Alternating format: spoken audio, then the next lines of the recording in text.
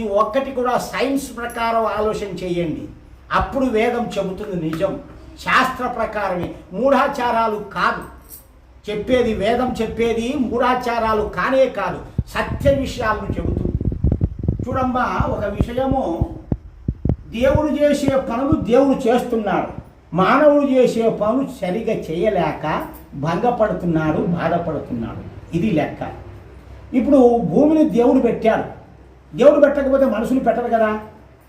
కాబట్టి భూమిని దేవుడు పెట్టాడు, రైతు దాన్ని శ్రమపడి సేద్యం చేసి ఎరువులు పెట్టి ఇత్తనం వేసి పంటలు పండించుకోవాలి. ఈ పండించుకునే దాన్ని మధ్యలో వర్షాలు, ఇవన్నీ తుఫాన్లు, ఇవన్నిటికీ తట్టుకొని నిలబడుకోగలగాలి.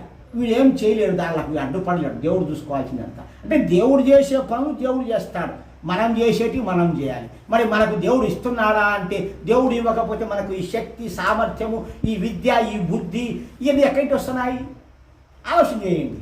ఆ బుద్ధి ఇచ్చాడు కాబట్టి, ఆ విద్య అన్నీ ఇచ్చాడు కాబట్టి మనం సంపాదించుకుంటున్నాం, బ్రతుకుతున్నాం. అది లేకపోతే పిచ్చోళ్ళు ఉంటారు, తెలియలేని ఉంటారు, హీనంగా బతుకుతూ ఉంటారు. అంటే వాళ్ళకి ఇవ్వలే దేవుడు, వాడు చేసిన కర్మల ప్రకారం. కాబట్టి మనం పుణ్యకర్మలు ఈ జన్మలో చేస్తే నెక్స్ట్ జన్మకు ఇంతకంటే ఉన్నతమైనటువంటి జన్మ వస్తుంది.